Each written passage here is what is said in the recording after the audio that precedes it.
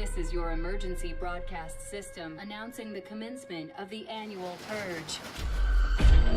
The soul of our country is at stake. The senator's going to win. She's going to make real changes. The purge has to come to an end. At the siren, all crime, including murder, will be legal for 12 hours. Senator, let's begin lockdown.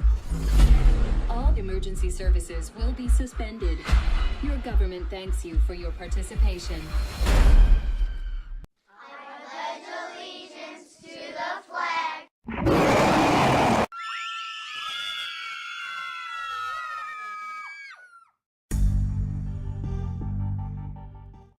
Hi there guys, this is Monster Nation and we're back with a brand new video, and here we're going to talk about some of the great summer movies that we got to see, and I know they were exciting for all of us. So. Yeah, I thought this was a really great summer for horror films, just like a lot of really good stuff out there. We had new entries in the Conjuring and Purge franchises that were really strong, although I know we didn't really agree on the Conjuring, but I personally really liked the sequel. Right. As well as the new Ghostbusters, right. which you both enjoyed tremendously. Some love, right?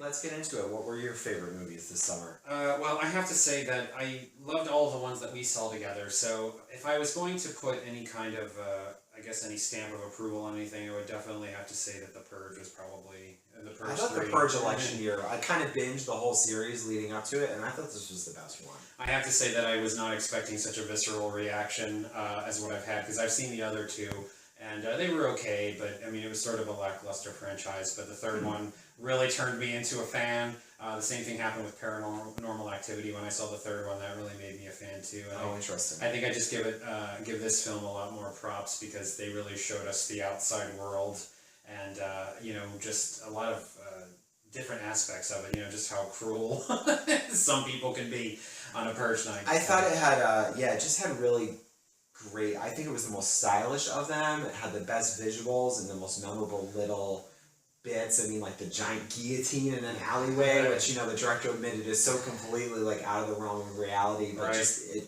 worked in this movie. And you know, the masked girls going around the tree with the bodies hanging, as well as your least favorite character, the candy girl, when she and her girlfriend show up. But remember the car like wrapped in white lights? I mean, it was just so striking visually. Standout scene for a lot of people, because I have never rooted for somebody to get their just desserts the way, and I really have to give props to the actress, because you know, she was like, I'm going to really commit, and she really was like, she brought evil to the screen. I mean, she casually mentions that she just killed her own parents before she shows up. Yeah. To get revenge for not being able to shoplift a candy bar. Totally. I mean, I have to say, like, some moments I did think were a little over the top, you know, but I mean, it really like kind of the whole franchise. But for the most part, it was pretty crazy, and you know, of course, in an election year, what better way to make social commentary? Yeah, and it's actually going to be on DVD this month, which I knew they were going to make sure that it was out on DVD before the election. So yeah, if you haven't seen it yet, or if you want to revisit it, it'll be out pretty soon. Yeah, I'm already seeing memes about it. So, but there was lots of other great things to choose from. So, what was some of your favorite movies? Well, The Purge was a favorite of mine. I really liked The Conjuring 2. I actually liked it more than the first Conjuring. I thought it was a stronger movie, and the reason is because I thought it was very scary and effective with the set pieces, really well developed characters, a real emotional core, getting into both the love between Patrick Wilson and Vera Farmiga's characters, as well as the family dynamics with the family in England that they help. And also, I'm a huge Amityville fanatic, so I just loved the opening sequence set in Amityville. Right.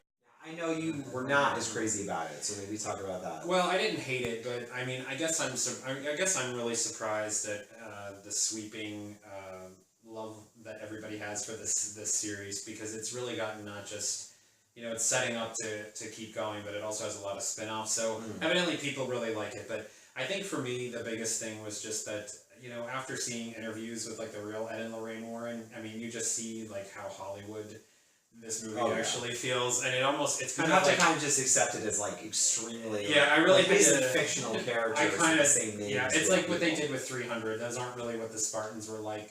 Too bad that it's not. But I'm just saying that you know, I mean, I don't know. Like, I think just after seeing interviews with them, I just totally feel like a lot of the stuff was just completely sensationalized bullshit.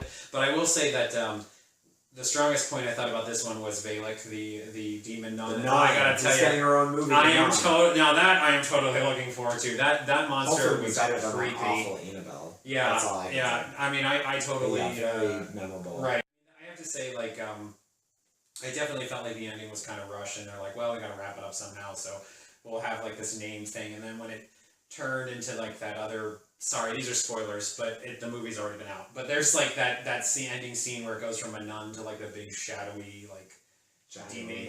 Yeah, exactly. Okay. Remember the nun. Yeah, where she like she calls it by the name and everything like that. Yeah, and I was like, oh, so they just like they took it from something that looked genuinely scary to like your rudimentary CGI demon figure. Right. But yeah, I don't know what would possess her to go into that study alone with that painting, you know, like, I just that was one of the scariest scenes in the entire movie. But, well, you know, it was the last minute addition. That visual, that nun was not part of the movie, and then somehow the director had this flash of inspiration and reshot some things and put her in there. And I mean, she made the movie. Keeping with the same themes of like evil demon-y creatures, there's another movie that I got to see this summer that actually ended up being my favorite movie. Favorite horror movie of the summer, and that was The Neon Demon. Yes, I'm really looking forward to watching that. So that was a really divisive movie that got rained on by a lot of people, but you loved it. I did, and you know, I have to say I love all things weird, and it was not, I think, a big hit in theaters, but I saw it twice. Wow. So I really liked it. I thought it was worth my money, but I just have to say that What's the premise for people who aren't familiar with it? Okay, so I mean, I would say the first 2/3 of the movie kind of feel like a regular, like, what is it, like slice of life, girl moves to the big city, tries to make a name for herself as a model and everything like that.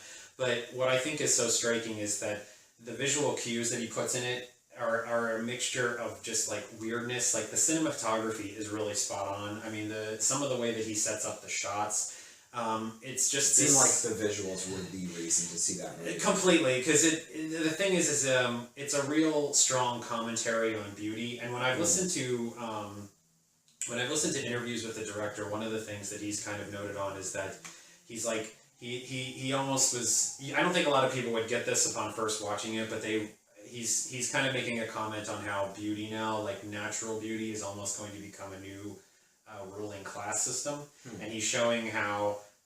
But he tried to express that through, I guess, like a teen horror movie. It does get really horrific towards the last third of the movie, and I have to say, you know, there were some things that I was pretty keen on being able to pick up, but shit gets pretty real towards the end. I've heard there's some very disturbing stuff. Yeah, it's really, and I have to say, when I was in the theater, I was like, they're really going there, aren't they? And I have to say, like, I'm surprised that they were able to talk Jenna Malone into some of the things that they had to do. She's fearless. But she is totally fearless. She's always been a badass. I love her. But if you have a thing for like if you have a thing for like, I mean, it's weird because there's some like fetish, you know, like some fetishy stuff that's kind of not my fetishes. I just want to make that clear. But you know, there's an audience out there. But I will say that it's just weird, and I like weird because it's like it's in a world where movies now, a lot of mainstream stuff is usually fairly formulaic, you know, and we kind of see a lot of things coming, and in almost any genre. This, I have to say, was something that was a real break from that I really enjoyed. Right. Well, a movie that's coming out on DVD this month, which I feel like we're probably both going to buy, that we really liked, was Ghostbusters. Exactly. And, I mean, we had very high expectations for that. You know, we did our episodes about it the weekend that it came out. And yeah, I just thought it was its own thing and managed to just be really fun. And really a lot of it was just the women they picked. Little Easter eggs, like there's a poster in Times Square. You know, that's one big Twinkie, which is like Ernie Hudson's most famous line in Ghostbusters.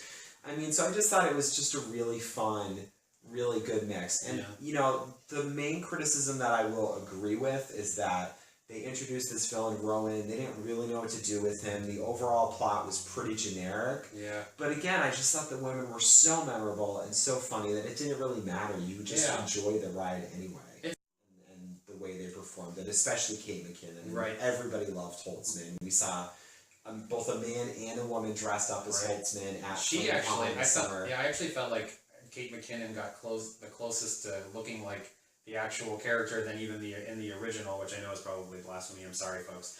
But well, you no, know, she looks. Yeah, her she hairstyle looks was straight out of Egon from the totally. Ghostbusters. That was smart. Still could never find my Holtzman action figure because they've closed down all of the Toys R Us's here in Manhattan. I know. I didn't surrounding find one areas. either. I know It's really frustrating, but you know it's interesting because I've heard some people there was that big stink about supposed controversy, but I also have to say like I really just did not see what all the fuss was. Like I did not think it was as bad as people made it out to be. I mean I thought I enjoyed myself. I still want to buy the action. The original is a classic. I love it, Yeah. but I think the reason that this the reason that this worked was because it wasn't.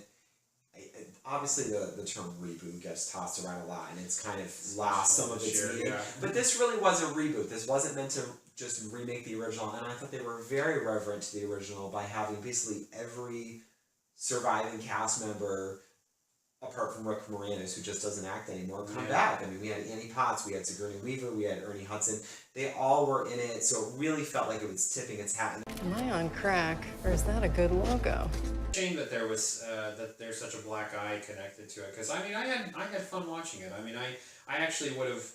I don't think there's going to be a sequel now, but it sounds like it wasn't as successful as they wanted to. I know. Right. I would totally see sequels with them for sure. I totally would have. But you know what? It's out there. People really do enjoy it, and you can't really discount the fact that we have these superheroes for girls. I mean, I love the fact that there were strong women who were into science and math and are very smart and very resilient. Something that I saw, kind of a meme online that I think just really summed up the way that I feel about it is they had a picture of girls dressed up as Ghostbusters at the premiere, excitedly greeting Kristen Wiig, and the caption was, "Another childhood ruined by Ghostbusters." Like really get over yourself. Look at these girls. Look at how awesome that is. And all of the madness has got you going crazy. Oh, we're dancing. Let's be safe though. Where all of the action is right there at your feet. Well, I know a place where we can dance Holtzman! Fire! away. Over towards a fire.